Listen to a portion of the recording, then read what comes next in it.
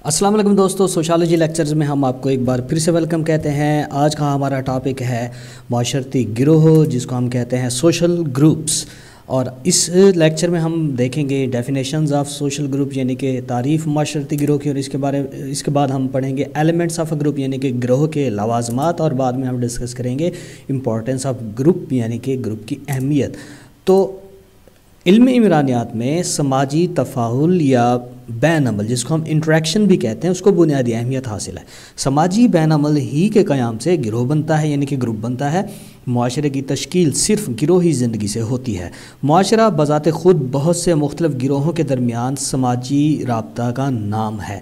मुख्तलिफ़ किस्म के गिरोह जो इंसानी ज़िंदगी की मुख्तलिफ़ ज़रूरियात पूरी करने में मदद करते हैं, मुआशरे के वजूद का वो सबब बनते हैं। मुआशरे के मुताले के लिए समाजी गिरोह का मुताला अशद ज़रूरी है। दूसरी तरफ गिरोह का मुताला मुआशरियात के लिए नागुज़ीर है, क्योंकि मुआशरियात की तवज्जो का मरकज़ कम अज़ कम दो अफराद हैं जो कि समाजी तफ़ाउल या बैन अमल की हालत में हों। इसलिए बहुत से माहिरीन के नज़दीक गिरोह इमरानियात का नफ्स मज़मून है। अब माहिरीन इमरानियात ने गिरोह की इस्तिलाह को जिन लिहाज से या जिस तरीके से उसकी तारीफ़ की है उसको हम देखते हैं। सबसे पहले हम बात करते हैं बोगार्ड्स की। वो कहते हैं गिरोह से मुराद दो या दो से ज़्यादा अफराद हैं जिनकी तवज्जो कोई मुश्तरका चीज़ हो, जो एक दूसरे को मुतासिर करते हों, जिनकी हमदर्दियाँ मुश्तरक हों और जो यकसां अफ़ाल में शिरकत करते हों। इसके बाद हम बात करते हैं मेरल की। मेरल क्या कहते हैं कि दो या दो से ज़्यादा अफराद जिनके दरमियान एक तवील अरसा तक बाहमी ताल्लुक़ कायम रहा हो और जो किसी मुश्तरक मकसद या वजीफ़ा के तहत काम करते हों। इसके बाद हम बात करते हैं मैकाइवर की। वो कहते हैं कि गिरोह बनी नौ इंसान का एक ऐसा मजमुआ है जो एक दूसरे के साथ समाजी ताल्लुक़ में लोग बंधे हुए होते हैं। अब हम बात करते हैं एलिमेंट्स ऑफ ग्रुप यानी कि गिरोह के लवाजमात की। अब हमने जो तारीफ़ें पढ़ी हैं उससे तो हमें ये पता चलता है कि दो या दो से ज़्यादा अफराद के बाहमी तफ़ाउल से समाजी गिरोह बनता है। तो इन तारीफ़ों से हमें ये वाज़ेह होता है कि गिरोह की तश्कील के लिए कौन से लवाजमात ज़रूरी हैं। उनमें सबसे पहले नंबर पर हैं दो या दो से ज़्यादा अफराद का होना, दूसरे नंबर पर है बाहमी तफ़ाउल का होना, और तीसरे नंबर पर हम बात करते हैं मुश्तरका मकसद का होना, यानी कि उनका कोई मकसद एक हो। इसके बाद हम बात करते हैं इम्पॉर्टेंस ऑफ ग्रुप यानी कि गिरोह की अहमियत की। देखिए जी, ये एक मुसलमान हकीकत है कि इंसान गिरोही ज़िंदगी बसर करने का आदी है। रोज़मर्रा ज़िंदगी से भी ये बात आया है। इसलिए मशहूर मुफक्किर अरस्तू ने इंसान को मिलजुल कर रहने वाला जानवर यानी कि सोशल एनिमल कहा है। इंसान गिरोह के बगैर ज़िंदगी नहीं गुजार सकता। गिरोह इंसान की ज़रूरियात और उनकी हाजात पूरी करती है। मसलन कोई इंसान अकेला अपनी तमाम ज़रूरियात पूरी नहीं कर सकता, इसलिए वो मुख्तलिफ़ गिरोहों का रुकन बन जाता है जिससे उसकी मुख्तलिफ़ ज़रूरियात पूरी होती हैं। गिरोह इंसान की माशी, माशरती, जिनसी और तहफ़्फ़ुज़ वग़ैरह की ज़रूरियात की तस्कीन का बायस बनते हैं।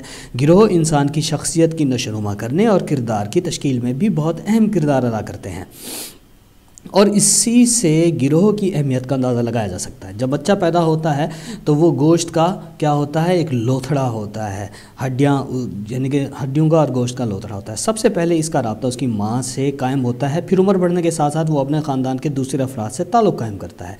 इस तरह वो अपनी ज़रूरियात की तस्कीन के लिए ख़ानदान पर इन्हिसार करता है और इसकी शख्सियत की तश्कील में उन लोगों का गहरा हाथ होता है, और इस तरह वो ख्वाहिशात जो कि वो अकेला पूरी नहीं कर सकता था वो अपनी गिरोह के ज़रिए इन ख्वाहिशात की तकमील करता है, यानी कि अपनी ज़रूरियात गिरोह की मदद से वो पूरी करता है। तो ये था हमारा आज का लेक्चर जिसमें हमने माशरती गिरोह यानी कि सोशल ग्रुप के बारे में पढ़ा। इसके बाद हमने उसकी डेफिनेशन यानी कि तारीफ़ें पढ़ी। एलिमेंट्स ऑफ अ ग्रुप यानी कि गिरोह के लवाजमात क्या क्या हैं वो हमने देखा, और इम्पॉर्टेंस ऑफ ग्रुप यानी कि गिरोह की अहमियत क्या है उसके बारे में हमने स्टडी किया। तो ये था हमारा आज का लेक्चर। अगर आपको हमारे ये लेक्चर पसंद आया तो इसको लाइक कीजिए, कमेंट कीजिए, शेयर कीजिए, और अगर अभी तक आपने हमारा चैनल सब्सक्राइब नहीं किया तो इसको काइंडली सब्सक्राइब कीजिए। Thank you very much. अस्सलाम वालेकुम दोस्तों, सोशलॉजी लेक्चर्स में हम आपको एक बार फिर से वेलकम कहते हैं। आज का हमारा टॉपिक है माशरती गिरोह का इर्तिका यानी कि इवोल्यूशन ऑफ सोशल ग्रुप, यानी कि ग्रुप की इब्तदा कैसे हुई, यानी कि बिगिनिंग ऑफ सोशल ग्रुप, यानी कि ग्रुप कैसे शुरू हुआ।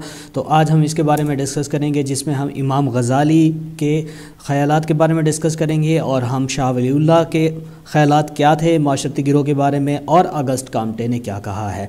तो सबसे पहले हम स्टार्ट करते हैं अपना लेक्चर इमाम गज़ाली से। इमाम गज़ाली क्या कहते हैं कि इंसान जो है ख़ुद अकेला नहीं रह सकता, وہ دوسروں کا مستقل حاجت مند ہے، اس کی خواہش ہے کہ اس جیسا انسان ہمیشہ اس کے ساتھ رہے۔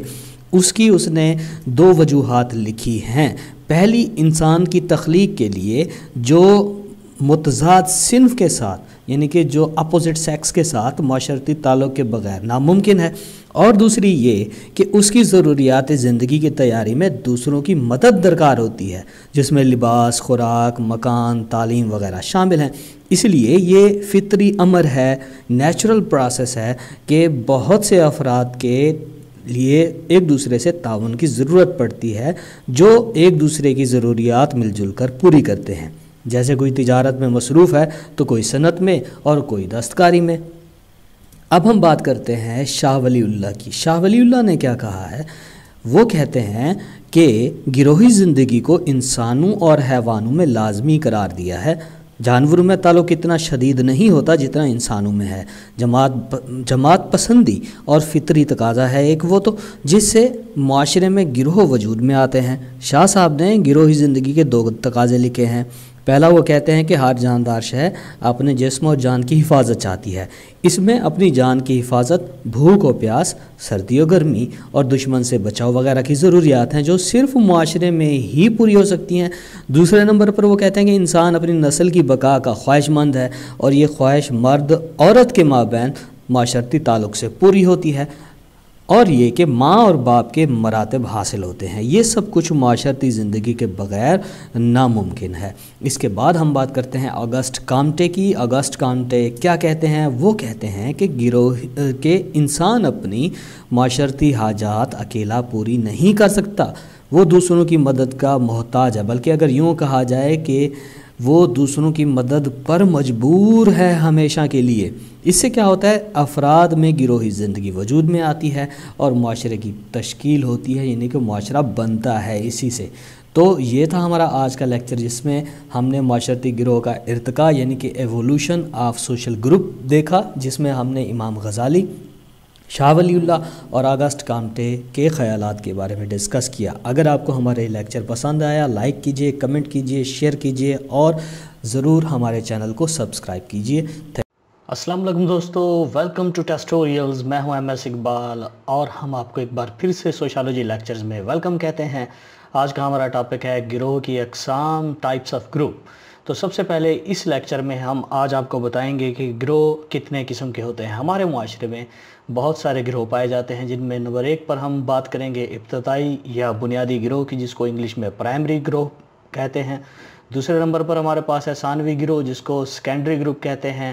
تیسرے نمبر پر ہمارے پاس موجود ہے داخلی گروہ، جس کو ہم ان گروپ کہتے ہیں۔ نمبر 4 پر موجود ہے ہمارے پاس خارجی گروہ، جس کو ہم آؤٹ گروپ کہیں گے۔ 5ویں نمبر پر ہے ہمارے پاس جناب علی رجوعی گروہ، جس کو ہم ریفرنس گروپ کہتے ہیں۔ 6 نمبر پر ہمارے پاس موجود ہے غیر رسمی گروہ، جس کو ہم انفارمل گروپ۔ 7ویں نمبر پر ہمارے پاس ہے رسمی گروہ، جس کو ہم فارمل گروپ کہتے ہیں۔ اس کے ساتھ ساتھ 8ویں نمبر پر ہمارے پاس موجود ہے سماج دشمن گروہ، جس کو ہم اینٹی سوشل گروپ کہتے ہیں۔ 9ویں نمبر پر ہمارے پاس موجود ہے عمودی گروہ، جس کو ہم ورٹیکل گروپ کہتے ہیں۔ اور 10ویں نمبر پر ہمارے پاس موجود ہے افقی گروہ۔ تو دوستو، ہمارے معاشرے میں یہ تقریباً کوئی 10 قسم کے گروپ پائے جاتے ہیں، جن میں ابتدائی گروہ یا بنیادی گروہ سب سے پہلے نمبر پر ہے، اس کو سب سے زیادہ اہمیت حاصل ہے۔ اس کے بعد دوسرے نمبر پر جو ثانوی گروہ ہے، اس کو بھی سیکنڈری گروپ جو ہے، اس کو بھی ہمارے معاشرے میں بہت زیادہ اہمیت حاصل ہے۔ تو سب سے پہلا اس کے بعد جو ہم لیکچر شیئر کریں گے، اس میں ہم آپ کو سب سے پہلے ابتدائی یا بنیادی گروہ کے یعنی کہ پرائمری گروپ کے بارے میں بتائیں گے۔ تو اگر آپ کو ہمارا یہ لیکچر پسند آیا، یہ ویڈیو پسند آئی، تو اس کو لائک کیجئے، کمنٹ کیجئے، شیئر کیجئے اور ہمارے چینل کو سبسکرائب کیجئے۔ Thank you very much. السلام علیکم ناظرین، آج ہم گروہ کے اقسام میں سب سے پہلے ابتدائی یا بنیادی گروہ کے بارے میں پڑھنے جا رہے ہیں۔ ابتدائی یا بنیادی گروہ کا تصور سب سے پہلے مشہور ماہر عمرانیات C.H. کولے نے پیش کیا۔ یہ وہ گروہ ہے جس میں تفاعل کے اثرات شدت سے گہرے اور دیر پا ہوں، فریقین ایک دوسرے کو نہایت قریب سے جانتے پہچانتے ہوں، ذاتی رازداری سے ایک دوسرے سے واقف ہوں، باہمی طور پر فریقین میں تفاوت کی حدود تقریباً ختم ہوں، لیکن ایسا گروہ تب بھی ممکن ہے جب اس کے فریقین میں نہایت گہرا ربط ہو، فریقین آپس میں ایک دوسرے کے قریب ہوں۔ گروہ کے فریقین میں سماجی تفاعل کا نہایت شدید ہونا ضروری ہے۔ سماجی تفاعل کی شدت کے لیے ضروری ہے کہ آپس میں وہ بہت مل جل کر رہتے ہوں۔ اس کی تعریف C.H. کولر نے کی ہے۔ وہ کہتے ہیں کہ یہ وہ گروہ ہے جس کے ارکان آپس میں گہرا تعلق رکھتے ہوں، ان میں جذباتی تعلق پایا جاتا ہو، باہمی اخوت و محبت رکھتے ہوں، ایک دوسرے سے تعاون کرتے ہوں، فریقین ایک دوسرے کو قریب سے جانتے ہوں اور ایک دوسرے کے رازدار ہوں، ان میں آپس میں کوئی پردہ یا فرق نہ ہو، اسے ہم بنیادی یا ابتدائی گروہ کہتے ہیں۔ ہارٹن اینڈ ہنٹ کہتے ہیں کہ ایسا گروہ جس میں افراد کو رازداری اور ذاتی بنیادوں پر پہچانا جاتا ہے پرائمری گروہ کہلاتا ہے۔ اب ہم دیکھتے ہیں ابتدائی گروہ کی خصوصیات، characteristics of primary group. Number 1 پر ہے سالمیت اور ہمدردی۔ اس گروہ میں سالمیت اور باہمی ہمدردی کے جذبات پائے جاتے ہیں۔ دوسرے نمبر پر ہے گہرا میل جول و معاشرتی تفاعل۔ اس گروہ کے افراد میں گہرا معاشرتی تفاعل پایا جاتا ہے اور میل جول بھی زیادہ ہوتا ہے اور خوشی غمی میں ایک دوسرے کے ساتھ ہوتے ہیں۔ تیسرے نمبر پر ہے ضرورت میں تعاون۔ اس گروہ کے افراد ضرورت کے وقت ایک دوسرے کی دل و جان سے مدد کرتے ہیں اور اپنے تمام وسائل بروئے کار لاتے ہیں۔ نمبر 4 پر ہے مسائل کے حل کی مشترکہ کوششیں۔ اس گروہ کے افراد کے مسائل عام طور پر مشترک رہتے ہیں، اس لیے ان مسائل کے حل کے لیے مشترکہ کوششیں بھی کرتے ہیں۔ دو بدو معاشرتی تفاعل۔ اس گروہ کے افراد اکثر ایک دوسرے سے دو بدو گفتگو کرتے ہیں یا اکثر سماجی رابطہ میں رہتے ہیں۔ نمبر 6 پر ہے قریبی ناموں سے آگاہی۔ اس گروہ کے افراد ایک دوسرے کو قریبی ناموں سے پکارتے ہیں اور ایک دوسرے کی اچھائیوں اور برائیوں کو خوب جانتے ہیں۔ ثقافتی معمولات کی تربیت۔ یہ گروہ اپنے ارکان کی تربیت کرتا ہے اور انہیں ثقافتی معمولات سکھاتا ہے۔ نمبر 8 پر ہے شخصیت کی تعمیر۔ یہ گروہ اپنے ارکان کی شخصیت کی تعمیر کرتا ہے اور ان کی تربیت میں نمایاں کردار ادا کرتا ہے۔ نمبر 9 پر ہے بنیادی ضروریات کی تکمیل۔ یہ گروہ اپنے ارکان کی بنیادی ضروریات پوری کرتا ہے، جن میں رہائش، خوراک، لباس، روزگار، علاج معالجہ، تفریح اور تعلیم و تربیت کی سہولیات شامل ہیں۔ نمبر 10 پر ہے گروہی سالمیت۔ یہ گروہ اپنے ارکان میں باہمی شفقت، محبت اور ہمدردی کے جذبات پیدا کرتا ہے، جس کی وجہ سے ارکان اپنے گروہ کے ساتھ وابستہ رہتے ہیں اور ان میں گروہی سالمیت قائم رہتی ہے۔ نمبر 11 پر ہے مصیبت میں امداد۔ یہ گروہ فرد کی بے روزگاری، بیماری اور ہر طرح کی مصیبت میں کام آتا ہے۔ نمبر 12 معاشی تربیت گاہ۔ یہ گروہ اپنے ارکان کو روزگار کمانے کے قابل بناتا ہے تاکہ وہ اپنی معاشی ضروریات میں خود کفیل ہو سکے۔ اس سلسلے میں اسے ٹریننگ و تعلیم مختلف اداروں میں دلاتا ہے۔ اور نمبر 13 پر ہے غیر رسمی سماجی ضبط۔ اس گروہ میں سماجی ضبط کے ذرائع غیر رسمی ہوتے ہیں جو کہ گروہ کی طرف سے لاگو کیے جاتے ہیں۔ قربت و رازداری۔ اس گروہ کے ارکان کی تعداد تھوڑی ہوتی ہے، عام طور پر ایک دوسرے کے رازدار ہوتے ہیں۔ اس گروہ میں خاندان، قریبی رشتہ دار، قریبی پڑوسی، دینی بزرگ و رہنما اور مخلص استاد و دوست، کلاس فیلوز شامل ہیں۔ یہ لوگ اپنے ارکان کی پوری تربیت کرتے ہیں اور معاشرتی زندگی میں اس کی مدد و رہنمائی کرتے ہیں۔ اس گروہ کے تعلقات میں پائے جاتے ہیں دوست اور دوست، ان کے دوست، شوہر اور بیوی، والدین اور بچے، استاد اور شاگرد، پیر کامل اور مرید۔ مختصر طور پر ہم ابتدائی گروہ کو یوں بیان کر سکتے ہیں کہ یہ افراد کا ایسا مجموعہ ہے جو ایک دوسرے سے دو بدو رہتے ہیں اور ان کے باہمی تعلقات خلوص اور تعاون پر مبنی ہوں۔ ان کو ابتدائی اس لیے کہا جاتا ہے کہ گروہ کے افراد آپس میں جذباتی طور پر منسلک ہوتے ہیں اور ایک دوسرے کے ساتھ مل جل کر زندگی کے بنیادی لوازمات پورے کرتے ہیں۔ اب ہم دیکھتے ہیں کہ ابتدائی گروہ کا شخصیت کی بناوٹ میں کیا کردار ہے۔ ابتدائی گروہ کے خواص عام طور پر خاندان، پڑوسی، قریبی رشتہ دار، قریبی دوست اور ہم جولیوں میں پائے جاتے ہیں۔ یہی وہ گروہ ہیں جو ہماری سماجی زندگی کے ملاح ہیں۔ زندگی میں بڑے بڑے موڑ انہی لوگوں کی وجہ سے آتے ہیں اور بڑے بڑے مسائل کو حل کرنے کی صلاحیت انہی لوگوں میں ہی پیدا ہوتی ہے۔ ابتدائی گروہ کا فرد کی شخصیت میں جو کردار ہے وہ اس طرح ہو سکتا ہے۔ نمبر 1 ثقافتی اقدار کی تربیت۔ سب سے پہلے انسان اسی گروہ سے متاثر ہوتا ہے۔ ثقافتی اقدار اور ثقافتی معیار جو زندگی کے اہم اصول ہیں اسی گروہ کی امداد سے سیکھے جاتے ہیں اور فرد معاشرتی زندگی میں چلنے کے قابل بنتا ہے۔ اس گروہ کی اہمیت کو اس طرح بھی جانچ سکتے ہیں کہ فرد کی شخصیت یا شخصی خصوصیات اسی گروہ میں نشوونما پاتی ہے۔ نمبر 2 صلاحیتوں کا اجاگر ہونا۔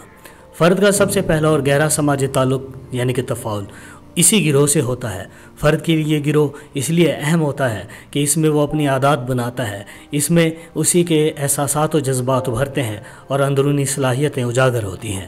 چونکہ زیادہ تر تفاعل کا دائرہ اسی گروہ میں محدود رہتا ہے، اس لیے اس کی شخصیت اس گروہ کی شخصی خصوصیات کا عکس ہوتی ہیں، جو خصوصیات اس گروہ کا خاصہ ہوتی ہیں۔ فرد اس سے بلا واسطہ متاثر ہوتا ہے کیونکہ بذریعہ تفاعل وہ ان سے گہرا رابطہ قائم کرتا ہے۔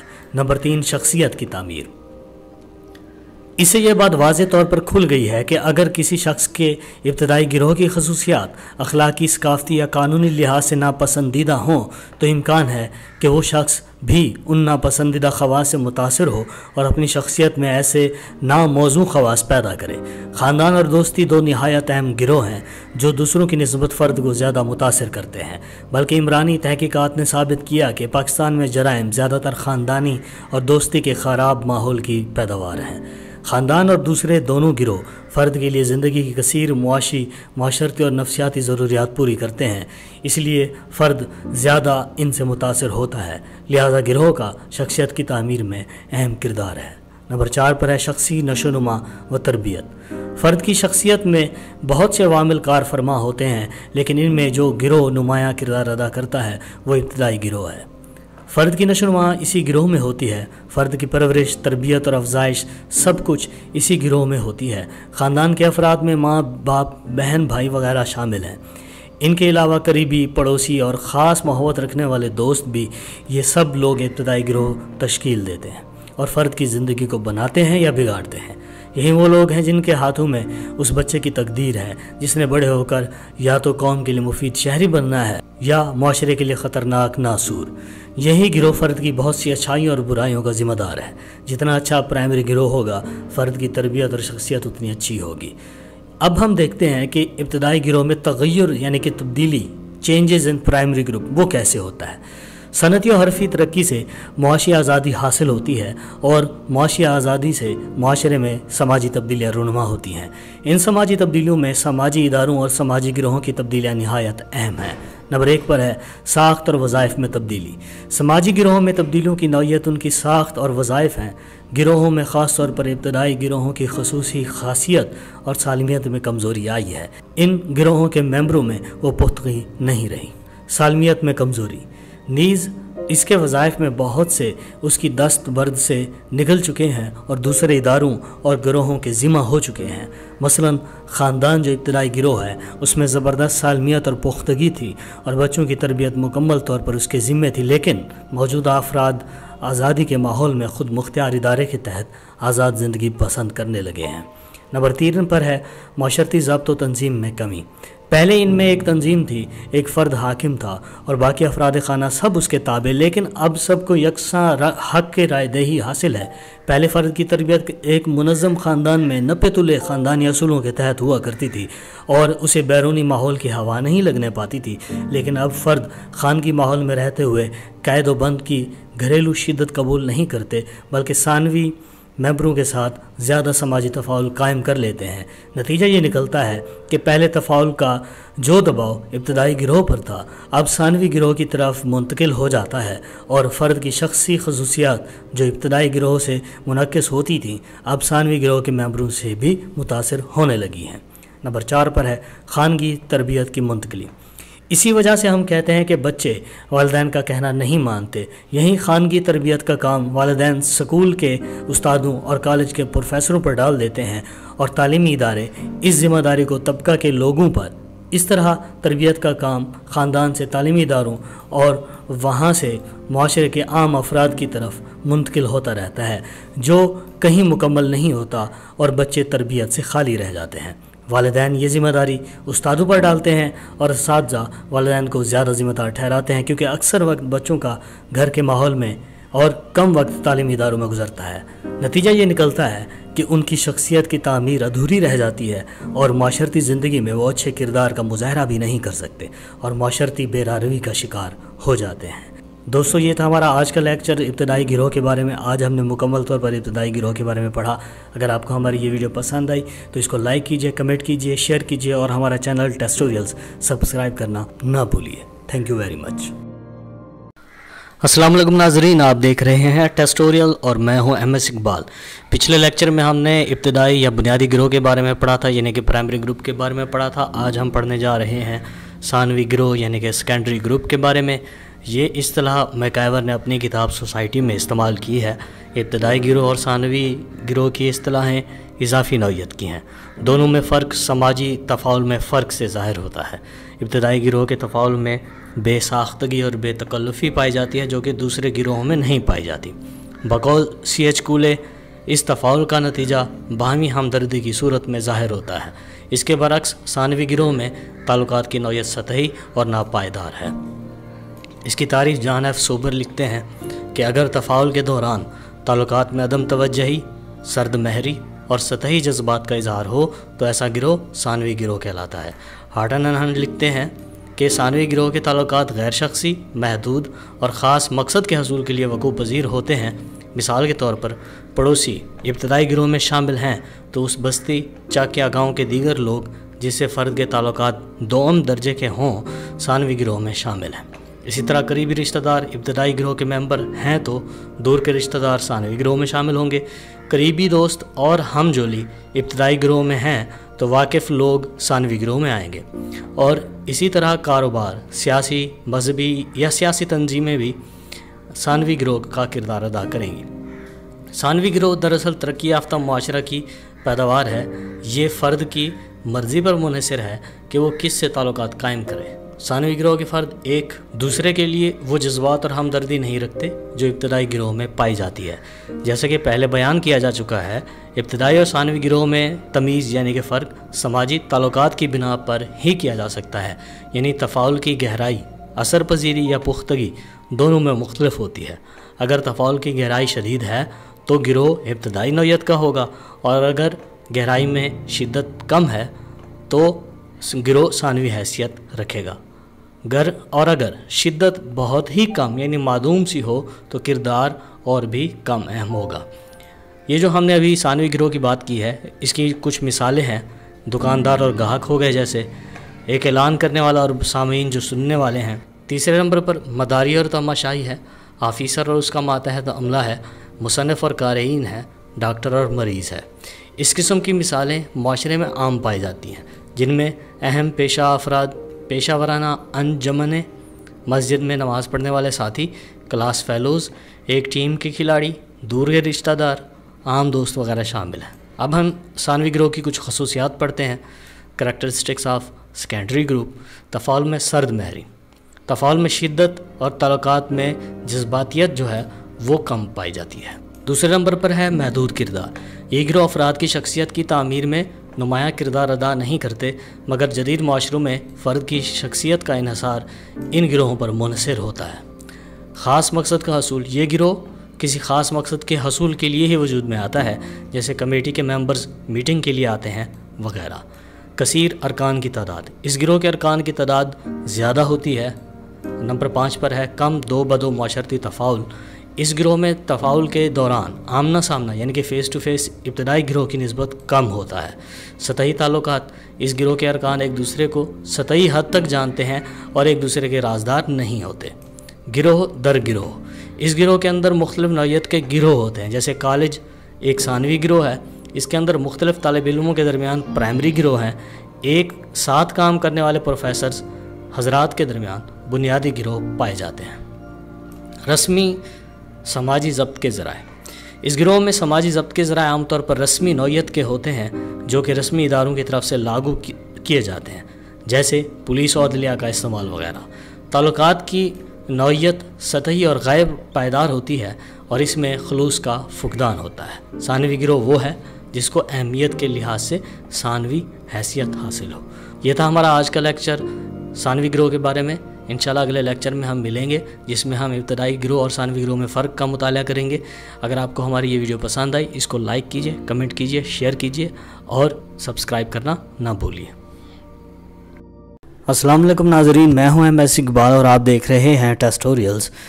पिछले लेक्चर्स में हमने इब्तदाई और सानवी गिरोहों के बारे में पढ़ा था। अब हम इब्तदाई और सानवी गिरोह का तकाबली मवाजना या फ़र्क देखेंगे, यानी डिफरेंस और comparison between primary and secondary groups. हमारे पास यहाँ पर एक तरफ इब्तदाई गिरोह की खसूसियात हैं और दूसरी तरफ हमारे पास सानवी गिरोह की खसूसियात हैं। हम बारी बारी इनका मुताला करेंगे और देखेंगे कि इन दोनों में क्या फ़र्क पाया जाता है। अगर हम पहले इब्तदाई गिरोह की बात करें तो इब्तदाई गिरोह के अरकान की तादाद बहुत थोड़ी होती है और आमतौर पर इब्तदाई गिरोह बहुत छोटा ग्रुप होता है। सानवी गिरोह की अगर खसूसियात देखी जाएँ तो इब्तदाई गिरोह के मुकाबले में जो सानवी गिरोह के अरकान की तादाद ज़्यादा होती है और ये बहुत बड़ा ग्रुप होता है। दूसरे नंबर पर तफ़ाउल की तादाद इब्तदाई गिरोह में ज़्यादा और लंबे अरसे पर मुहित होती है, जबकि सानवी ग्रुप में इब्तदाई ग्रुप के मुकाबले में तफ़ाउल कम और आर्जी किस्म का होता है। तीसरे पॉइंट की अगर हम बात करें तो इब्तदाई गिरोह में लोग एक दूसरे के राजदार होते हैं और आमतौर पर तफ़ाउल के दौरान एक दूसरे के आमने सामने होते हैं। और अगर सानवी गिरोह की इसके बरक्स बात की जाए तो ये एक दूसरे के राजदार नहीं होते या बहुत कम होते हैं और आपस में बाहमी हमाहंगी भी कम पाई जाती है।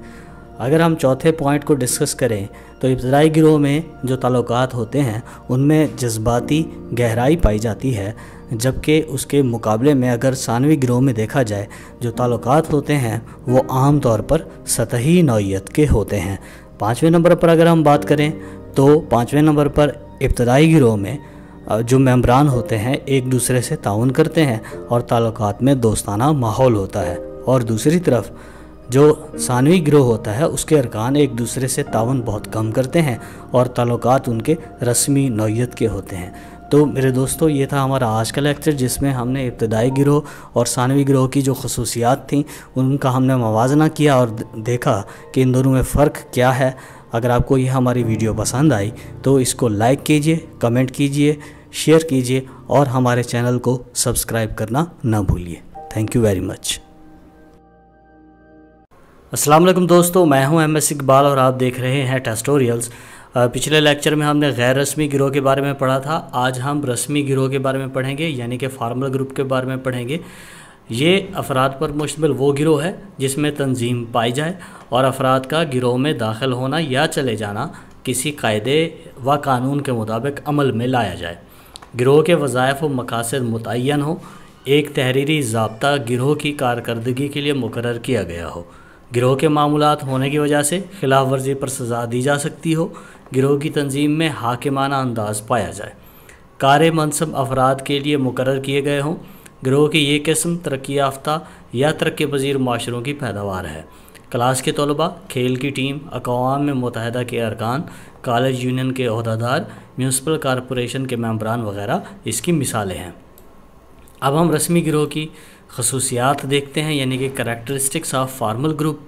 नंबर 1 पर है असूल व ज़वाबित। इस गिरोह में असूल व ज़वाबित के ज़रिए फ़र्द उसका मेंबर बन सकता है। नंबर 2 पर है रस्मी मनसब व कार मनसब। इसमें फ़र्द का मनसब रस्मी नौइयत का होता है और इसका एक ख़ास कार मनसब होता है जो कि उसको अदा करना पड़ता है। नंबर 3 पर है दफ्तर। इस गिरोह का कोई ना कोई दफ्तर होता है जहां मेंबरान का रिकॉर्ड होता है और अफराद वहां आते जाते हैं। नंबर 4 पर है गैर शख्सी ताल्लुकात। इस गिरोह के मेंबरान बाज़ औक़ात एक दूसरे को जानते तक नहीं, लेकिन वो गिरोह के मेंबर ज़रूर होते हैं। नंबर 5 पर है काम की तकसीम। इस गिरोह में काम की तकसीम बड़ी वाज़े, तहरीरी और अरूज पर होती है। अफराद को काम की तफवीज़ उनकी इस्तेदाद व मनासिब के हिसाब से की जाती है। हर शख्स अपना काम तहरीर शुदा ज़ाब्तों के मुताबिक अदा करता है। नंबर 6 पर है ताकत व अख्तियार। रस्मी गिरोह के अरकान में काम की तकसीम के साथ अख्तियारात की भी तकसीम होती है जो कि ओहदों की मुनासबत से होती है। ये अख्तियारात कवायद व ज़वाबित के मुताबिक अदा किए जाते हैं। नंबर 7 पर है अबलाग के ज़राए। रस्मी गिरोह में अबलाग के शोबा में भी अफराद फ़ाइज़ होते हैं जिनका काम इस गिरोह की तशहीर व वजाहत करना है। इस गिरोह में ज़राए अबलाग भी पहले से तयशुदा व मंजूर शुदा होते हैं। आपस में ताउन। इस गिरोह के अरकान आपस में खूब ताउन करते हैं और किसी शिकायत की सूरत में तहरीरी कार्रवाई को अमल में लाते हैं। और नंबर 9 पर है रस्मी मुस्तहबात। इस गिरोह में सज़ा और जज़ा का निज़ाम रस्मी होता है, यानी रस्मी मुस्तहबात लागू होती हैं। तो दोस्तों, ये था हमारा आज का लेक्चर जिसमें हमने रस्मी गिरोह यानी कि फार्मल ग्रुप के बारे में पढ़ा। अगर आपको हमारी ये वीडियो पसंद आई तो इसको लाइक कीजिए, कमेंट कीजिए, शेयर कीजिए और हमारे चैनल टेस्टोरियल्स को सब्सक्राइब करना ना भूलिए। Thank you very much. السلام علیکم دوستو، میں ہوں MS اقبال اور آپ دیکھ رہے ہیں ٹسٹوریلز، اور آج کا جو ہمارا ٹاپک ہے وہ ہے غیر رسمی گروہ، یعنی کہ اس کو ہم انفارمل گروپ کہتے ہیں۔ افراد پر مشتمل وہ گروہ ہے جس میں افراد کے لیے تنظیم موجود نہ ہو، افراد بکھرے ہوئے بھی ہوں اور ضرورت کے وقت یکجا بھی ہو جاتے ہیں، کوئی قانون یا ضابطہ باہمی تعلقات کے لیے ان میں نہ ہو، تحریر کی بجائے زیادہ تر زبانی تفاعل سے کام لیتے ہوں، افراد کی شرکت یا اخراج پر کوئی پابندی نہ ہو، معمولات متعین نہ ہوں اور نہ کسی معمولاتی خلاف ورزی پر کسی کو سزا دی جا سکتی ہو اور نہ ہی بہبود کے کاموں پر انعام و اکرام دیا جا سکتا ہو۔ اس کی مثال گپ شپ لگانے والے گروہ ہیں جو ایک محلہ میں پائے جاتے ہیں۔ انتہائی بے تکلفی اس گروہ کے افراد میں پائی جاتی ہے، جیسے بازاروں میں چلنے پھرنے والے، میلہ و نمائش دیکھنے والے، ریڈیو سننے والے اور ٹی وی دیکھنے والے۔ اب ہم غیر رسمی گروہ کی خصوصیات دیکھتے ہیں، یعنی کہ characteristics of informal group. Number 1، قواعد و ضوابط ہیں۔ اس گروہ میں شمولیت کے لیے کوئی تحریری قواعد و ضوابط نہیں ہوتے، بلکہ جو جب چاہے اس گروہ میں شامل ہو جائے اور جب چاہے اس سے علیحدہ ہو جائے۔ نمبر 2 پر ہے باہمی تعلقات۔ اس گروہ کے ارکان کے تعلقات غیر رسمی ہوتے ہیں، جن میں مفاد پرستی کا عنصر کم ہوتا ہے۔ تعلقات کی نوعیت بعض اوقات عارضی ہوتی ہے اور بعض اوقات بڑے طویل عرصے پر محیط ہوتی ہے۔ تیسری بات جو ہے وہ ہے غیر رسمی تفاعل۔ اس گروہ کے ارکان میں تفاعل کا انداز جو ہوتا ہے وہ غیر رسمی ہوتا ہے۔ نمبر 4 پر ہے تقسیم کار۔ اس گروہ کے ارکان میں کوئی منظم اور طے شدہ تحریری نوعیت کی تقسیم کار نہیں ہوتی، بلکہ موقع کی مناسبت سے کام کی تقسیم ہو جاتی ہے۔ جیسے کسی مصیبت و ناگہانی آفت میں افراد خود سے کام شروع کر دیتے ہیں۔ مناسب کی تقسیم۔ اس گروہ کے ارکان میں مناسب کی تقسیم کا کوئی واضح نظام نہیں ہوتا، بلکہ مناسب بعض اوقات معدوم ہوتے ہیں۔ نمبر 6 پر ہے مقصد کا حصول۔ غیر رسمی گروہ کسی خاص مقصد کے حصول کے لیے وجود میں آتا ہے۔ جیسے ہی مقصد حاصل ہو جائے گروہ منتشر ہو جاتا ہے۔ یہاں پر ایک ڈائیگرام کے ذریعے غیر رسمی گروہ کے بارے میں سمجھانے کی کوشش کی جا رہی ہے، جس میں پہلے یہ دکھایا جا رہا ہے کہ فرد گروہ میں شامل ہو رہا ہے، داخل ہو رہا ہے اور فرد چھوڑ کر بھی جا رہا ہے، یعنی کہ جب اس کا جی چاہے وہ گروہ میں آ سکتا ہے اور جب اس کا جی چاہے گروہ سے باہر جا سکتا ہے۔ یہ تھا ہمارا آج کا لیکچر، جس میں ہم نے انفارمل گروپ یعنی کہ غیر رسمی گروہ کے بارے میں پڑھا۔ اگر آپ کو ہماری یہ ویڈیو پسند آئی، اس کو لائک کیجئے، کمنٹ کیجئے، شیئر کیجئے اور ہمارے چینل ٹسٹوریلز کو سبسکرائب کرنا نہ بھولیے۔ بہت شکریہ۔ السلام علیکم ناظرین، میں ہوں MS اقبال اور آپ دیکھ رہے ہیں ٹسٹوریلز۔ آج کا ہمارا جو ٹاپک ہے وہ ہے داخلی اور خارجی گروہ، یعنی کہ in group and out group. William Graham Sumner نے اپنی کتاب سوسائٹی میں داخلی اور خارجی گروہ کی تعریف یوں کی ہے۔ وہ کہتے ہیں کہ داخلی گروہ وہ ہے جس کا یعنی کہ وہ کون؟ فرد خود رکن ہو، اور اس کے برعکس جس گروہ میں وہ خود شامل نہیں وہ اس کے لیے خارجی گروہ ہوگا۔ داخلی اور خارجی گروہ کی اصطلاح میں عصبیت کا عنصر کار فرما ہوتا ہے۔ ایک فرد جس گروہ کا ممبر ہوتا ہے وہ اسے سب سے اچھا گروہ خیال کرتا ہے اور ہر دوسرے گروہ کو اپنے گروہ کے مقابلے میں ہیچ اور غاصب خیال کرتا ہے، یعنی کہ کم تر سمجھتا ہے۔ گروہ کی یہ دونوں اقسام ولیم گراہم سمنر نے بیان کی ہیں۔ اس نے گروہوں کا مطالعہ افراد کی رکنیت کے لحاظ سے کیا ہے۔ داخلی گروہ وہ ہے جس کے لحاظ سے لوگ کسی ایک یا چند ایک خواص کی بنا پر ایک گروہ بنا لیتے ہیں۔ ایسا گروہ دوسرے لوگوں کے لیے خارجی گروہ کہلائے گا۔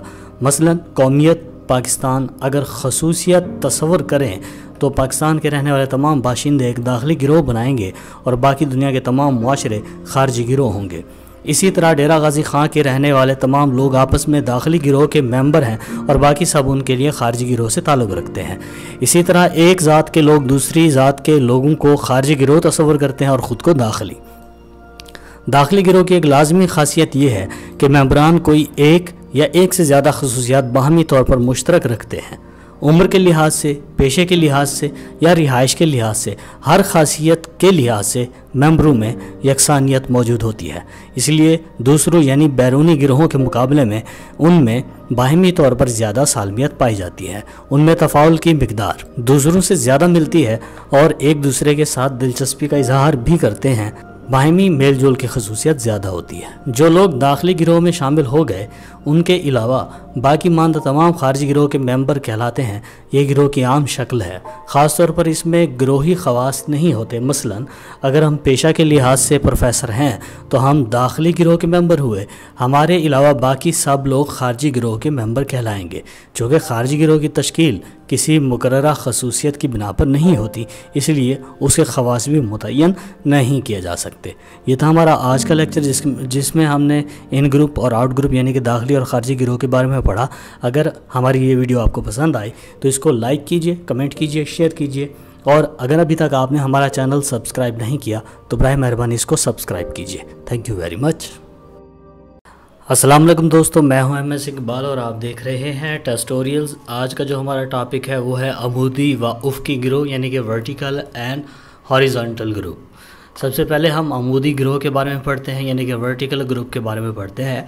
عمودی گروہ وہ گروہ ہے اس میں ایک درجہ کے لوگ ہوں، یعنی جن کا معیار زندگی یکساں ہو، جن کی آمدنی یکساں ہو، یا جن کے وسائل آمدنی تقریباً یکساں ہوں، یا جن کی زمین کی حد ملکیت تقریباً برابر ہو، یا جو ملازمین ایک ہی گریڈ میں ہوں۔ ان سب کو ہم 3 درجوں میں آسانی کی غرض سے تقسیم کرتے ہیں۔ ایک ہم اعلیٰ درجہ بناتے ہیں، اس کے بعد متوسط درجہ اور ادنیٰ درجہ۔ ایک ہی درجہ کے لوگ آپس میں ایک گروہ بناتے ہیں۔ یہ اس وجہ سے ہے کہ ان کے ذرائع آمدنی یکساں ہے اور ان کا معیار زندگی ملتا جلتا ہے۔ یہ لوگ ایک دوسرے کے قریب جلد آ جاتے ہیں، جن سے ان کے مابین سماجی تفاعل اور گہرا ہونے کے مواقع پیدا ہوتے ہیں۔ بلکہ یہ تفاعل ان میں قریبی رشتے قائم کر کے انہیں رشتہ داری کے نظام میں ڈال دیتا ہے، لیکن یہ شرط تفاعل پر ہے، یعنی کہ اگر تفاعل ہوگا تو یہ آپس میں رشتہ داریاں قائم کر پائیں گے، وگرنہ گروہ ڈھیلا ڈھالا ہوگا اور مذکورہ بالا معاشرتی تقسیم کی طرح ہوگا۔ پس عمودی گروہ ان افراد پر مشتمل ہے جو ایک ہی معاشرتی درجہ سے تعلق رکھتے ہوں، یا یوں کہیں کہ جب ایک جیسے معاشرتی درجہ کے افراد آپس میں کسی ایک مقصد کے لیے باہمی تفاعل کریں تو وہ عمودی گروہ کہلائے گا۔ اس کے بعد ہم بات کرتے ہیں افقی گروہ کی یعنی کہ ہاریزونٹل گروپ۔ افقی گروہ میں ایسے افراد شامل ہیں جن کے پیشے یکساں ہوں، جیسے کاشتکاروں کی انجمن، کلاتھ مرچنٹ ایسوسی ایشن۔ ان میں شامل افراد کا منصب تقریباً یکساں ہوتا ہے، ان کا منصب نہیں بدلتا، البتہ پیشے بدل لیتے ہیں۔ جو پیشہ اختیار کرتا ہے اسی پیشے سے تعلق رکھنے والے گروہ میں شامل ہوگا۔ جب ان سے تفاعل کرے گا تو یہ افقی گروہ کہلائے گا۔ جیسے جنرل سٹور والے یا میڈیکل سٹور والے کاروباری ساتھیوں سے تفاعل کر کے اپنے گروہ یا انجمن بنائیں تو انہیں افقی گروہ کہیں گے۔ یہ تھا ہمارا آج کا لیکچر جس میں ہم نے عمودی گروہ اور افقی گروہ کے بارے میں پڑھا۔ اگر آپ کو ہماری یہ لیکچر پسند آیا تو اس کو لائک کیجئے، کمنٹ کیجئے، شیئر کیجئے اور ہمارے چینل کو سبسکرائب کرنا نہ بھولیے۔ Thank you very much. السلام علیکم دوستو، میں ہوں ایم ایس اقبال اور آپ دیکھ رہے ہیں ٹیسٹوریلز۔ اگر ابھی تک آپ نے ہمارا یہ چینل سبسکرائب نہیں کیا تو برائے مہربانی اس کو سبسکرائب کیجئے تاکہ آپ کو نئی آنے والی ویڈیوز ملتی رہیں۔ آج کا ہمارا ٹاپک ہے رجوعی گروہ یعنی کہ ریفرنس گروپ۔ اس رجوعی گروہ کی اصطلاح جو تھی وہ ہیمن نے پہلے استعمال کی تھی۔ اس کی تعریف ایم شیرف لکھتے ہیں، رجوعی گروہ سے مراد وہ گروہ ہے جس سے فرد اپنے آپ کو منسلک کر لیتا ہے یا نفسیاتی طور پر اپنے آپ کو اس میں منسلک کرنے کا خواہش مند ہوتا ہے، یعنی کہ چاہتا ہوتا ہے کہ بھی میں اس گروپ میں شامل ہو جاؤں یا منسلک ہو جاؤں۔ دراصل رجوعی گروہ بھی معاشرے کی پیداوار ہے۔ نہایت سادہ اور مختصر معاشرے میں فرد اپنے آپ کو کسی چھوٹے گروہ کے ساتھ منسلک کر لیتا ہے، خاص طور پر بنیادی گروہ کے ساتھ۔ اس کا کردار بھی اسی گروہ سے متعین ہوتا ہے۔ اس کے برعکس جو ہم آج کا موجودہ پیچیدہ معاشرہ ہے اس میں فرد کے سامنے بہت سے گروہ ہوتے ہیں جو اس کے کردار کو مختلف سطحوں پر متاثر کرتے ہیں۔ بعض حالتوں میں تو بنیادی گروہ بھی اتنا اہم ہوتا ہے جتنا کہ اس کا رجوعی گروہ ہوتا ہے۔ رجوعی گروہ کے معمولات اور اقدار بہت اہم ہوتے ہیں، حالانکہ رجوعی گروہ کے اراکین کا آپس میں جسمانی ملاپ نہیں ہوتا، یعنی کہ ضروری نہیں ہے کہ رجوعی گروہ کے ارکان ایک دوسرے کے ساتھ ملتے ہوں، ضروری نہیں ہے۔ ایک فرد کے بہت سے رجوعی گروہ ہو سکتے ہیں جو اس کے کردار کو متاثر کرتے ہیں، جن میں والدین، استاد، دوست، پیر کامل وغیرہ۔ تو دوستو یہ تھا ہمارا آج کا لیکچر، جس میں ہم نے رجوعی گروہ یعنی کہ ریفرنس گروپ کے بارے میں پڑھا۔ اگر آپ کو ہماری یہ ویڈیو پسند آئی، اس کو لائک کیجئے، کمنٹ کیجئے، شیئر کیجئے اور اس کو ہمارے چینل کو سبسکرائب کرنا نہ بھولیے۔ Thank you very much. السلام علیکم دوستو، آج جو ہم ٹاپک پڑھنے جا رہے ہیں وہ ہے سماج دشمن گروہ یعنی کہ اینٹی سوشل گروپ۔ اس سے پہلے کہ اگر آپ نے ہمارا ابھی تک چینل سبسکرائب نہیں کیا تو اس کو کائنڈلی سبسکرائب کیجئے۔ سماج دشمن گروہ یعنی کہ اینٹی سوشل گروپ ایسا گروہ ہوتا ہے جو معاشرے کے مفاد کے خلاف کام کرتا ہے، یعنی کہ جو معاشرے کے لیے باتیں، جو کام فائدہ مند ہوں گے، یہ سماج دشمن گروہ، اس کے ارکان اس کے خلاف کام کریں گے۔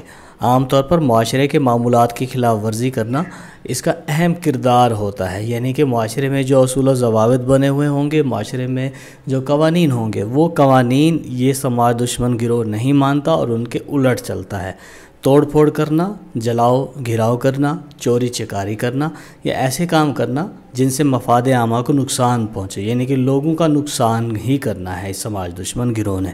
مزید کچھ مثالیں دی جاتی ہیں: پل کو گرا دینا، ریل کی پٹڑی اکھاڑنا، راستے میں رکاوٹیں کھڑی کرنا، رشوت لینا، سفارش کے ذریعے حقداروں کو ان کے حق سے محروم کرنا وغیرہ جیسی تخریب کاریاں کرنے والا جو ہے گروہ، یہ سماج دشمن گروہ ہوتا ہے۔ اس میں مزید کچھ مثالیں ہیں جس میں حکومت کے خلاف سازش کرنے والا گروہ یا سازش کرنے والے بندے، ہڑتال و جلوس کے ذریعے سماجی ضبط کو توڑنے والے لوگ، آگ لگانے والے وغیرہ، یہ سارے کے سارے ہماری اس سماج دشمن گروہ میں شامل ہیں، یعنی کہ یہ اینٹی سوشل گروپ ہے۔ اگر آپ کو ہماری یہ ویڈیو پسند آئی، اس کو لائک کیجئے، کمنٹ کیجئے، شیئر کیجئے اور ہمارے چینل ٹیسٹوریلز کو سبسکرائب کرنا نہ بھولیے۔ بہت شکریہ۔ السلام علیکم دوستو، میں ہوں MS اقبال اور آپ دیکھ رہے ہیں ٹیسٹوریلز۔ آج کے لیکچر میں ہم یہ دیکھیں گے کہ ایک معاشرتی گروہ کیا ہوتا ہے اور معاشرتی تقسیم کیا ہوتی ہے، یعنی کہ سوشل گروپ کیا ہوتا ہے اور سوشل کیٹیگریز یا سوشل سٹریٹیفیکیشن کیا ہوتی ہے۔ دیکھیں جی، معاشرتی گروہ ایک الگ چیز ہے اور معاشرتی تقسیم ایک الگ چیز ہے۔ ہم آپ کو اس کا فرق سمجھاتے ہیں۔ معاشرتی گروہ میں سماجی تفاعل شرط اول ہے، یعنی کہ اگر ہم گروہ کی بات کریں، معاشرتی تقسیم کی نہیں، اگر ہم صرف گروہ کی بات کریں تو معاشرتی گروہ میں سماجی تفاعل پہلی شرط ہے، دو یا دو سے زیادہ افراد کا ہونا یہ دوسری شرط ہے، یہ تفاعل بامقصد ہونا تیسری شرط ہے۔ اس تفاعل کے نتیجے میں گروہ میں شریک اذہان ظاہری اور باطنی طور پر ایک دوسرے سے متاثر ہوتے ہیں، جس کی وجہ سے ان میں انفرادی و اجتماعی تبدیلیاں آتی ہیں۔ یہ تبدیلیاں اگر بامقصد ہوں تو معاشرتی ترقی یا انفرادی ترقی کہلاتی ہے، اور مجموعی طور پر معاشرتی تغیر یا انفرادی تغیر ہوگا۔ لیکن یہ کیا ہوتا ہے کہ ایک گروپ بن جاتا ہے، لیکن معاشرتی تقسیم میں ایک ہی جنس یا ایک ہی قسم یا ایک ہی نوع کے افراد شامل ہوتے ہیں، جیسے ایک ہی ذات یا برادری کے افراد یا ایک ہی پیشہ کے افراد، ایک ہی جنس مرد یا عورتیں۔ افراد کی اس تقسیم میں معاشرتی تفاعل شرط نہیں ہے، یعنی کہ ان کا آپس میں صفات تو مشترک ہو سکتی ہیں، صفات ایک جیسی ہو سکتی ہے، جس کی وجہ سے ان میں یکسانیت پائی جاتی ہے، جس سے ان میں ایک دوسرے کے قریب آنے کے مواقع دیگر افراد کے مقابلے میں زیادہ ہوتے ہیں، جس کی وجہ سے وہ دیگر افراد سے اپنے آپ کو علیحدہ کر کے ایک تقسیم قائم کرتے ہیں، لیکن معاشرتی گروہ کی عمومی شرط سے خالی ہیں، جو کہ ایک عام اصول کے تحت بنتا ہے، چاہے وہ مختلف صفات کے افراد بھی اس میں شامل ہوں یا نہ ہوں، یعنی کہ معاشرتی گروہ میں تفاعل کا ہونا لازمی ہے، معاشرتی تقسیم میں تفاعل نہیں ہوتا۔ معاشرتی تقسیم کے افراد ایک مخصوص اشتراک کی بنا پر ایک دوسرے کو پہچانتے ہیں، جو ان کے مابین سماجی تفاعل کا باعث بنتا ہے، لیکن یہ ضروری نہیں کہ ان میں باہمی تفاعل بھی ہو۔ تفاعل کے مواقع موجود ہوتے ہیں، وہ گروہ بنا سکتے ہیں جب آپس میں تفاعل کریں، لیکن مشترک صفات کی بنیاد پر ان کا دوسرے سے علیحدہ ہو کر ایک نوع یعنی کہ ایک ٹائپ قائم کرنا وہ گروہ نہیں کہلائے گا، وہ تقسیم کہلائے گی۔ اصل میں معاشرتی تقسیم سے مراد افراد کا کسی خاص صفت یا صفات کی بنیاد پر ایک علیحدہ نام دینا ہے۔ اس قسم میں افراد کے مابین تفاعل بہت کم ہوتا ہے یا بالکل نہیں ہوتا۔ اس تقسیم میں افراد کی ایک بڑی تعداد ہوتی ہے جو کہ بعض اوقات ایک دوسرے کو جانتے نہیں، پہچانتے نہیں، جیسے کسی ذات کے افراد، برادری کے لوگ، ہم پیشہ لوگ، ایک سیاسی پارٹی کے ارکان، ایک مذہبی فرقہ کے لوگ، مرد و عورتیں، بچے اور بوڑھے، خواندہ اور ناخواندہ، سب معاشرتی تقسیم میں آتے ہیں، اور تمام عورتیں ایک معاشرتی تقسیم بناتی ہیں، معاشرتی گروہ نہیں بناتی، لیکن ایک دوسرے کو جانتے بھی نہیں وہ، کیونکہ ان سب کا ایک جگہ موجود ہونا ضروری نہیں، کوئی لاہور میں ہے، کوئی کراچی یا پنڈی میں۔ البتہ ایک معاشرتی تقسیم کے افراد جب آپس میں سماجی تفاعل قائم کر کے گروہ بنائیں تو وہ گروہ ان صفات کی بنا پر پہچانا جائے گا، جیسے کئی ذات کے افراد آپس میں شادی بیاہ کے ذریعے برادری کا گروہ بنائیں۔ معاشرتی تقسیم گروہ نہیں بناتی جب تک اس کے افراد کسی مقصد کے لیے قریبی رابطہ نہ کریں، یعنی کہ تفاعل نہ کریں۔ معاشرتی تقسیم بھاری تعداد میں افراد کا ایک مجموعہ ہے، جبکہ گروہ جو ہے وہ باہمی تعلق کا ایک جال ہے جس میں افراد بندھے ہوئے ہیں۔ تو یہ تھا ہمارا آج کا لیکچر، جس میں ہم نے معاشرتی گروہ اور معاشرتی تقسیم کے بارے میں دیکھا۔ اگر ہماری یہ ویڈیو پسند آئی تو اس کو لائک کیجئے، کمنٹ کیجئے، شیئر کیجئے اور ہمارا چینل سبسکرائب کرنا نہ بھولیے۔ Thank you very much. السلام علیکم دوستوں، میں ہوں MS اقبال اور آپ دیکھ رہے ہیں ٹیسٹوریلز۔ آج کا جو ہمارا ٹاپک ہے وہ ہے معاشرتی گروہ یعنی کہ سوشل گروپس۔ آج کے اس لیکچر میں ہم سوشل گروپس کے بارے میں جو پڑھیں گے اس میں معاشرتی گروہ کا تعارف اور تعریفیں، معاشرتی گروہ کی اقسام، معاشرتی گروہ کے لوازمات، معاشرتی گروہ کی اہمیت اور پاکستانی معاشرے میں پائے جانے والے معاشرتی گروہوں کا تعارف۔ تو آئیے ہم اپنا لیکچر شروع کرتے ہیں۔ معاشرتی گروہ کو سماجی گروہ بھی کہتے ہیں۔ وہ افراد جن میں سماجی تفاعل پایا جائے معاشرتی گروہ بناتے ہیں۔ انسان پیدائش سے لے کر موت تک انسانی گروہوں میں زندگی بسر کرتا ہے اور تنہائی کو ناپسند کرتا ہے۔ اس کی تعریف بوگارڈس کے نزدیک یہ ہے کہ گروہ سے مراد دو یا دو سے زیادہ وہ افراد ہیں جن کی توجہ کوئی مشترک چیز ہو، جو ایک دوسرے کو ذہنی یا جسمانی طور پر متاثر کرتے ہوں، جن کی ہمدردیاں مشترک ہوں اور جو یکساں افعال میں شرکت کرتے ہوں۔ میرل نے گروہ کی تعریف یوں کی ہے کہ دو یا دو سے زیادہ افراد جن کے درمیان ایک طویل عرصہ تک باہمی تعلق قائم رہا ہو اور جو کسی مشترک مقصد یا وظیفہ کے تحت کام کر رہے ہوں۔ Social group is an aggregate of two or more than two persons who come closer to each other for achieving common interests. MacIver کے خیال کے مطابق گروہ بنی نوع انسان کا ایک ایسا مجموعہ ہے جو ایک دوسرے کے ساتھ معاشرتی تعلق میں بندھا ہو۔ میشاؤنس کہتے ہیں معاشرتی گروہ سے مراد دو یا دو سے زیادہ افراد ہیں جو ایک دوسرے کو جانتے پہچانتے ہوں اور آپس میں بات چیت کرتے ہوں۔ ان تعریفوں سے ظاہر ہوا کہ دو یا دو سے زیادہ افراد کے درمیان معاشرتی تعلق سے گروہ وجود میں آتا ہے۔ ہمارے گرد معاشرتی گروہوں کا ایک وسیع جال بچھا ہوا ہے۔ بہت سے گروہوں میں ہم خود بھی شریک ہیں۔ مثالیں ہیں اس کی کہ ایسے چند گروہوں کی مثالیں حسب ذیل ہیں جو کہ تصویروں کی مدد سے واضح کی گئی ہیں۔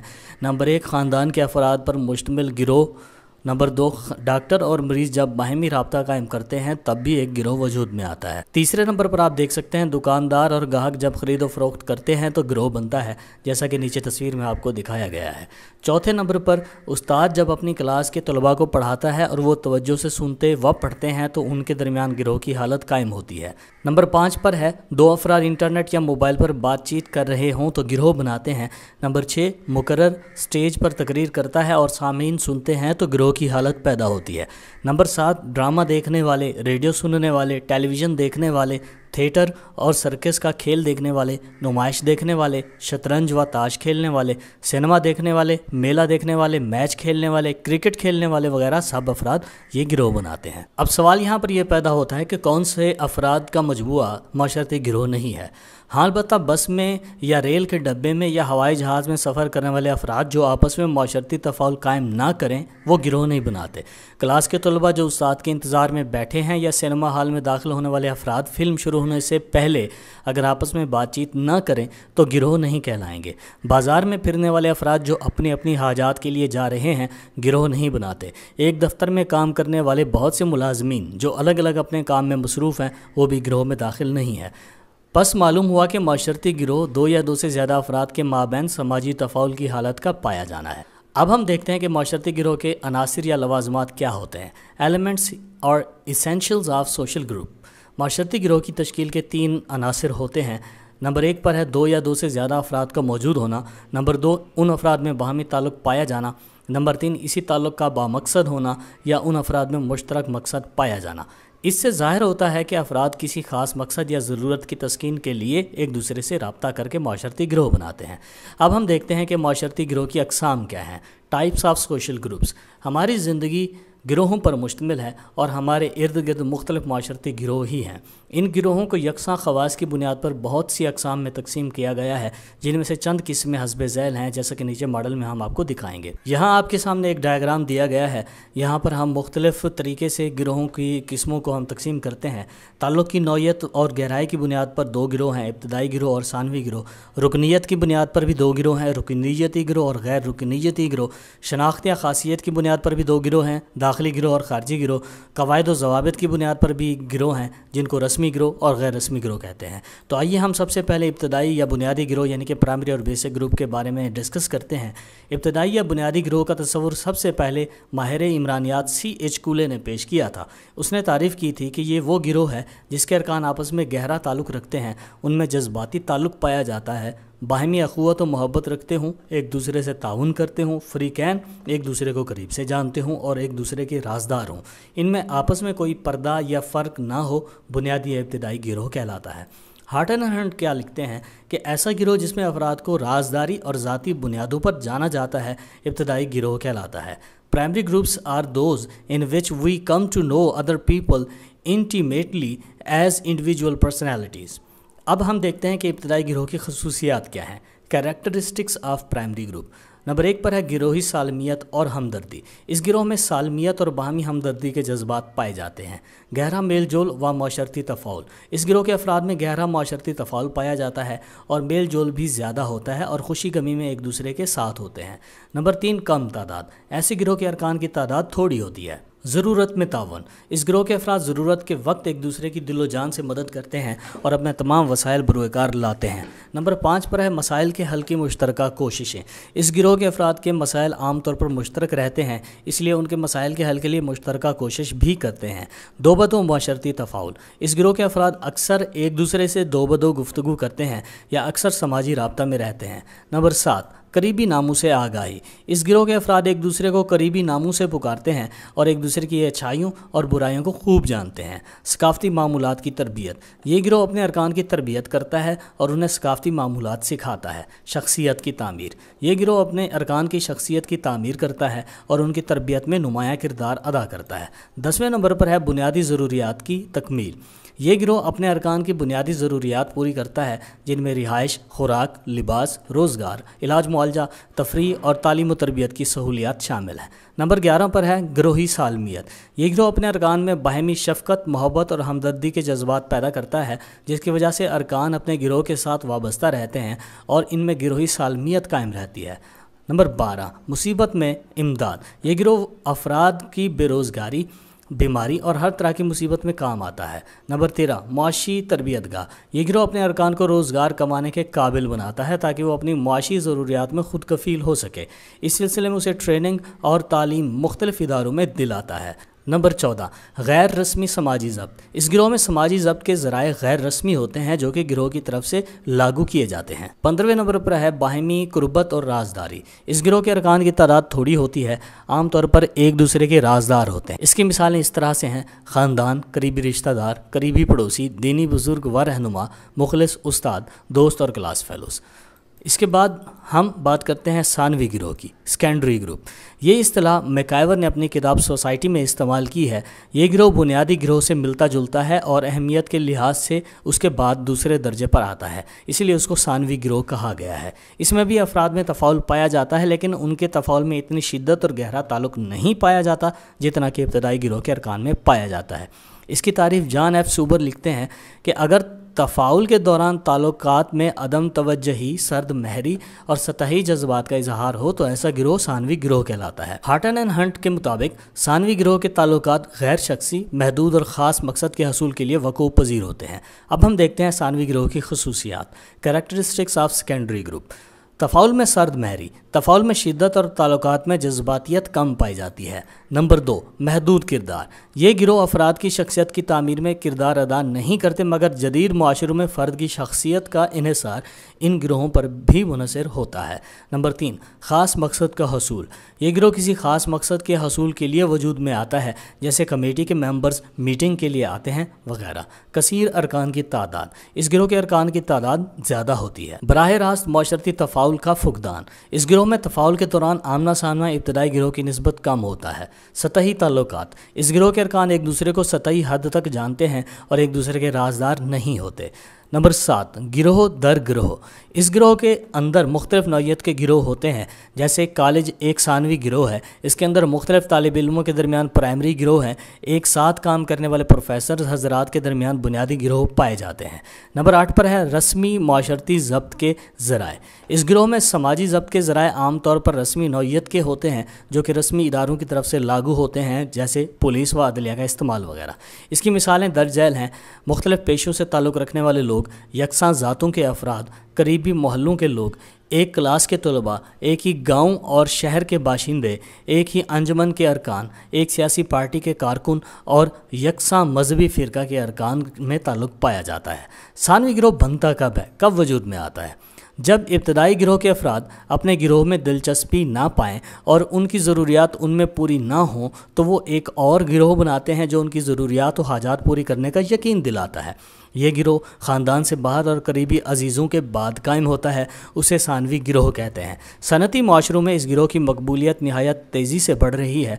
गैर सनती इलाकों में उसको अहमियत नहीं दी जाती और उसका वजूद भी नापैद है। ऐसे इलाकों में इब्तदाई गिरोह को अहमियत दी जाती है। इब्तदाई गिरोह और सानवी गिरोह को पढ़ने के बाद अब हम इब्तदाई और सानवी गिरोह का तकाबली मवाजना या फ़र्क देखते हैं। इब्तदाई गिरोह की खसूसियात आपको राइट साइड पर मिलेंगी और सानवी गिरोह की खसूसियात आपको लेफ़्ट साइड पर मिलेंगी। नंबर 1 पर है अरकान की तादाद। इब्तदाई गिरोह के अरकान की तादाद बहुत थोड़ी होती है और ये आमतौर पर छोटा ग्रुप होता है, जबकि दूसरे नंबर पर अगर हम देखें सानवी गिरोह के अरकान की तादाद ज़्यादा होती है, यह आमतौर पर बड़ा गिरोह होता है। तफाउल की अगर बात की जाए तो इब्तदाई गिरोह तफाउल ज़्यादा लंबे अरसे पर मुहित होता है, जबकि सानवी गिरोह में तफाउल कम और आर्जी किस्म का होता है। नंबर 3 पर है कराबत, एक दूसरे के राजदार होते हैं इब्तदाई गिरोह वाले और आमतौर पर तफाउल के दौरान एक दूसरे के आमने सामने होते हैं, जबकि सानवी गिरोह एक दूसरे के राजदार नहीं होते या बहुत कम होते हैं और आपस में बाहमी हम आहंगी बहुत कम पाई जाती है। नंबर 4 पर है जज्बातियत। इब्तदाई गिरोह में जो ताल्लुकात में जज्बाती गहराई पाई जाती है वो आपको सानवी गिरोह में देखने में नहीं मिलेगी। ताल्लुकात आमतौर पर सतही होते हैं सानवी गिरोह में। इब्तदाई गिरोह में ताउन एक दूसरे से करते हैं लोग और ताउन में दोस्ताना माहौल होता है, लेकिन सानवी गिरोह में एक दूसरे से ताउन कम होता है और ताल्लुकात रस्मी किस्म के होते हैं। छठे नंबर पर हम अगर मिसालें दें इब्तदाई गिरोह की, उसमें ख़ानदान के अफराद, करीबी दोस्त और साथी शामिल हैं, जबकि सानवी गिरोह में एक साथ काम करने वाले लोग, सियासी पार्टी के अफराद वगैरह शामिल होते हैं। अब हम देखते हैं रुकनीयती गिरोह और गैर रुकनीयती गिरोह, membership and non membership group. रुकनीयती गिरोह वो गिरोह होता है जिसमें शामिल होने वाले अफराद उस गिरोह के बाकायदा रुकन हों, यानी किसी ज़ाब्ते और असूल के तहत उस गिरोह में शामिल हों। जैसे हमारे माशरे में पाकिस्तान पीपल्स पार्टी, जमीयत उलमा इस्लाम, मुस्लिम लीग और जमात इस्लामी व फ़िक़्ह जाफरिया वगैरह बहुत सी सियासी पार्टियाँ रुकनीयती गिरोह कहलाती हैं, क्योंकि इनमें होने वाले अफराद और इनके मंशूर की तायद करते हैं। इस तरह Punjab lecturers association, trade union वगैरह सब अंजमनें रुकनीयती गिरोह हैं, क्योंकि उन अंजमनों का कारकुन बनने के लिए उनकी शराइत की पाबंदी लाजमी होती है। गैर रुकनीयती गिरोह क्या होता है? गैर रुकनीयती गिरोह वो गिरोह है जिसमें अफराद की शमूलियत पर कोई पाबंदी आयद ना हो। मसलन किसी सियासी पार्टी के जलसे को सुनने के लिए किसी दूसरी पार्टी का फ़र्द भी शिरकत कर सकता है। इस तरह रेडियो और टीवी की नशरियात को सुनने के लिए ऐसी कोई पाबंदी नहीं। गली में बच्चों का खेलना, ग्राउंड में खिलाड़ियों का किसी खेल पर मश्क करना, नुमाइश व मेले देखना, बाज़ार की सैर व तफरीह गैर रुकनीयती गिरोह हैं। ऐसे गिरोह में शिरकत के लिए कोई कानूनी पाबंदी नहीं, जिस वक्त चाहे जाकर शिरकत कर सकता है और जब चाहे वापस आ सकता है। इसके बाद है जी दाखिली और खारजी गिरोह, इन एंड आउट ग्रुप। गिरोह की ये किस्म विलियम ग्राम समनर ने मुतारिफ़ कराई थी।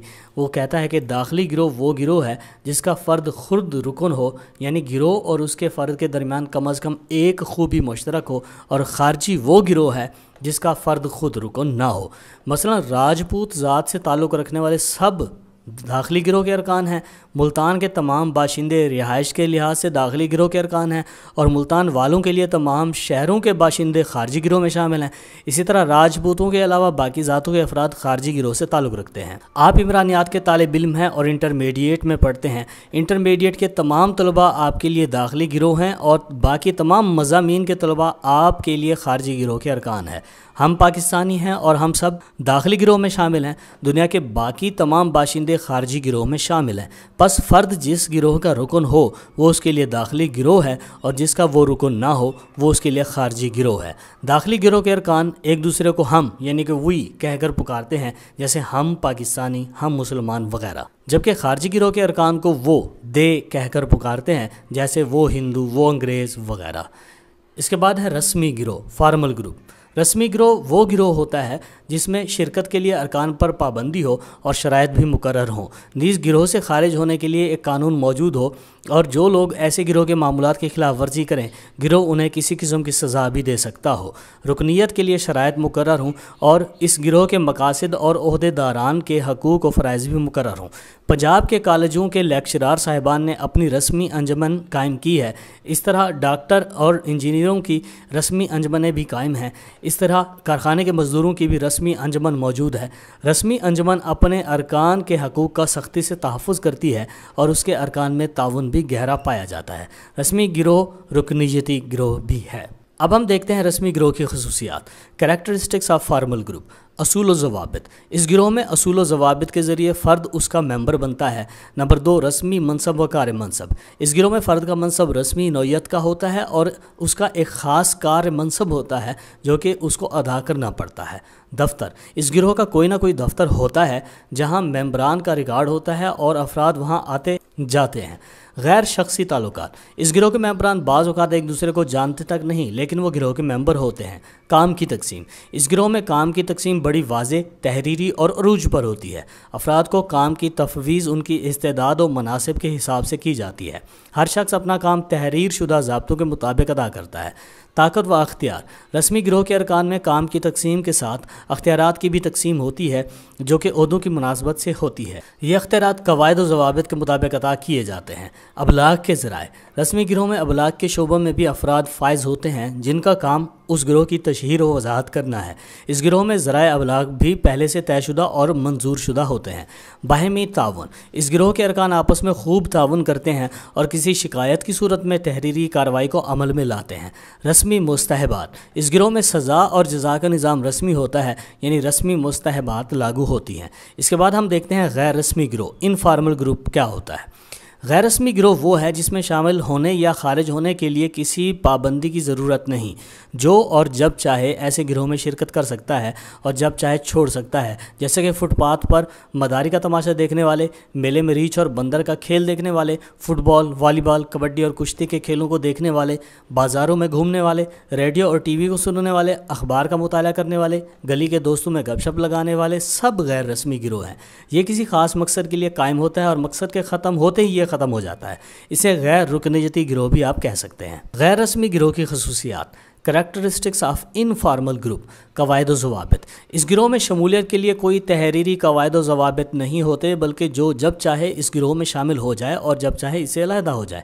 باہمی تعلقات۔ اس گروہ کے ارکان کے تعلقات غیر رسمی ہوتے ہیں جن میں مفاد پرستی کا عنصر کم ہوتا ہے۔ تعلقات کی نوعیت بعض اوقات عارضی ہوتی ہے اور بعض اوقات بڑے طویل عرصے پر بھی محیط ہو سکتی ہے۔ غیر رسمی تفاعل۔ اس گروہ کے ارکان میں تفاعل کا انداز غیر رسمی ہوتا ہے۔ تقسیم کار۔ اس گروہ کے ارکان میں کوئی منظم اور طے شدہ تحریری نوعیت کی تقسیم کار نہیں ہوتی، بلکہ موقع کی مناسبت سے کام کی تقسیم ہو جاتی ہے۔ جیسے کسی مصیبت و ناگہانی آفت میں افراد خود سے کام شروع کر دیتے ہیں۔ اس گروہ کے ارکان میں مناسب کی تقسیم کا کوئی واضح نظام نہیں ہوتا، بلکہ مناسب بعض اوقات معدوم ہوتے ہیں۔ نمبر 6 پر ہے مقصد کا حصول۔ غیر رسمی گروہ کسی خاص مقصد کے حصول کے لیے وجود میں آتا ہے، جیسے ہی مقصد حاصل ہو جائے گا گروہ منتشر ہو جائے گا۔ نمبر 9 پر اب ہے ہمارے پاس مقامی یا اقلیتی گروہ، جس کو ہم لوکل گروپ کہتے ہیں۔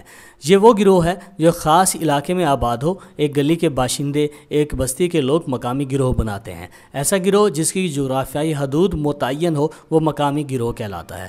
مقامی گروہ کے خواص اب ہم دیکھیں گے۔ Characteristics of local group. داخلی گروہ کی خوبیاں۔ اس گروہ میں بھی رسمی گروہ کے خواص نہیں پائے جاتے، البتہ داخلی گروہ کی خوبیاں پائی جاتی ہیں۔ ابتدائی گروہ کے خواص: یہ گروہ ابتدائی گروہ کے خواص بھی رکھتا ہے کیونکہ اس گروہ کے افراد میں سماجی تفاعل نہایت گہرا پایا جاتا ہے۔ لوگ ایک دوسرے کو اچھی طرح جانتے ہیں اور دو بدو سماجی رابطہ قائم کرتے ہیں۔ اس گروہ کی مثال عام طور پر قبائلی علاقوں میں پائی جاتی ہے جو ایک ہی قبیلہ کے افراد کی صورت میں ایک ہی جگہ پر رہتے سہتے ہیں۔ عصبیت: باہمی ہمدردی، جان نثاری اور عصبیت کے جذبات شدید پائے جاتے ہیں، ایک دوسرے کی حفاظت پر اپنی جان کی بازی لگا دیتے ہیں۔ خاص معمولات کے انداز: مقامی گروہ میں معمولات کا اپنا انداز ہوتا ہے، وہ اپنے گروہ کے ہر بڑے بزرگ کو ناموں کی بجائے پیارے رشتوں سے پکارتے ہیں، مثلا اپنے سے بڑے بزرگ کو جو والد کی عمر کا ہو دادا، تایا یا چچا کہہ کر پکارتے ہیں، اور اپنی ہم عمر کے ساتھ بہن یا بھائی جان کہہ کر اور اپنے چھوٹوں کو بیٹی یا بیٹا کہہ کر پکارتے ہیں۔ معاشرتی معمولات اور احتساب کا نظام: مقامی گروہ میں معاشرتی معمولات کے مطابق فرما برداری پائی جاتی ہے اور معمولات سے انحراف بہت کم پایا جاتا ہے۔ جو افراد مقامی معمولات کی خلاف ورزی کرتے ہیں، خاندان کے بڑے لوگ اس خاندان کا حقہ پانی بند کر دیتے ہیں، یعنی معاشرتی تعلقات کا سلسلہ منقطع کر دیا جاتا ہے یا قبیلے سے نکال دیا جاتا ہے۔ تربیت: اپنے بچوں کی تربیت بھی اپنے سخت معمولات کے مطابق کرتے ہیں۔ مخصوص ثقافت: مقامی گروہ کی مخصوص ثقافت ہوتی ہے جو ایک نسل سے دوسری نسل میں منتقل ہوتی رہتی ہے۔ حرکت پذیری: مقامی گروہ کے ارکان میں جغرافیائی، افقی اور عمودی حرکت پذیری کا فقدان ہوتا ہے۔ معاشرتی تغیر: مقامی گروہ میں معاشرتی تغیر کی مزاحمت کی جاتی ہے۔ پدرسری نظام: مقامی گروہ میں پدرسری نظام رائج ہوتا ہے۔ داخلی شادی: اس گروہ کے ارکان مخصوص ثقافت کی وجہ سے داخلی شادی کو ترجیح دیتے ہیں۔ جائیداد: اس گروہ کی منقولہ و غیر منقولہ جائیداد ہوتی ہے جو کہ نسل در نسل منتقل ہوتی رہتی ہے۔ دوستو، یہ تھا ہمارا آج کا ٹاپک جس میں ہم نے گروہ کے بارے میں پڑھا اور گروہ کی مختلف اقسام کے بارے میں پڑھا۔ اگر ہماری یہ ویڈیو آپ کو پسند آئی تو اس کو لائک کیجئے، کمنٹ کیجئے، شیئر کیجئے اور ہمارا چینل ٹیسٹوریلز لازمی سبسکرائب کیجئے۔ Thank you very much.